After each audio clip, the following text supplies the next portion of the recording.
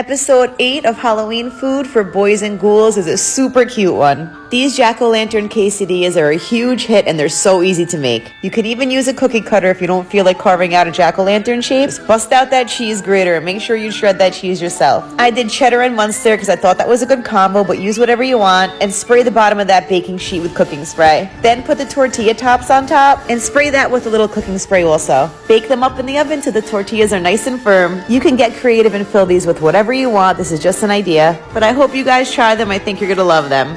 Welcome to episode 1 of my Halloween food series. Today we're making mummy dogs. Let's go. I take a roll of dough, pop it open, unroll it, and bind the pieces together with my fingers. Take a pizza cutter, cut it into strips, and wrap around each hot dog, leaving room for the eyes.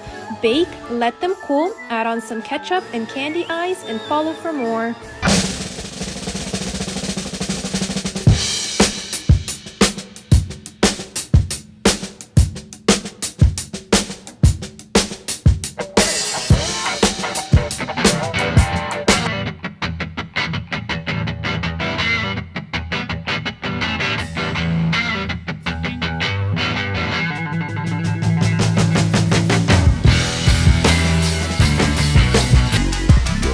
Poison apples, anyone? Today we're making black candy apples, just in time for Halloween.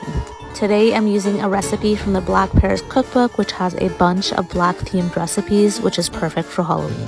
Start by washing your apple in some very hot water, then we're going to rub it with a paper towel to get any wax off, and then throw it into an ice bath for a few minutes and set it to dry. Now we're going to push our stick halfway into the apple. Now for the candy coating, you're going to add all the listed ingredients and mix it well until it melts. You want to brush the sides with a wet brush to make sure you get any sugar crystals. Now allow the mixture to boil until you reach a temperature of 290. Now we're ready to dip. We're going to use a twirling motion to dip our apples, and then you're going to pull out the apple and shake off any excess and then scrape the bottom to prevent pooling. Now place it on some parchment paper to dry.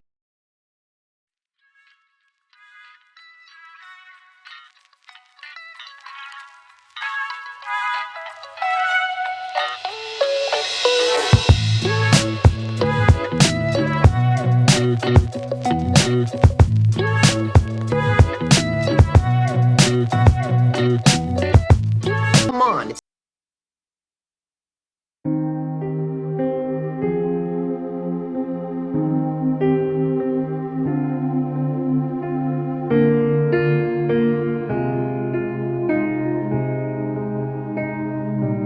Stop throwing out your pumpkin seeds. Make Cinnamon Toast Crunch pumpkin seeds instead.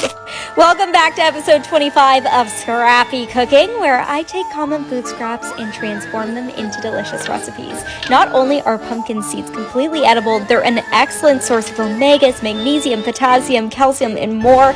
They also taste unbelievable roasted. I love them tossed in a little bit of olive oil, maple syrup, and cinnamon, but you can go savory as well.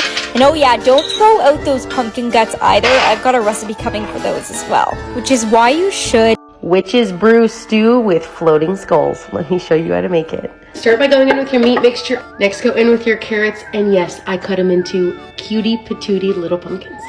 Add in the rest of your veggies, your spices, and your broth. And don't worry, all of this will be up on the blog. For the little skulls, I found the stab and swirl seems to really work for getting those little eyeballs out. Now, is this time consuming? Absolutely. Is that adorable? Absolutely.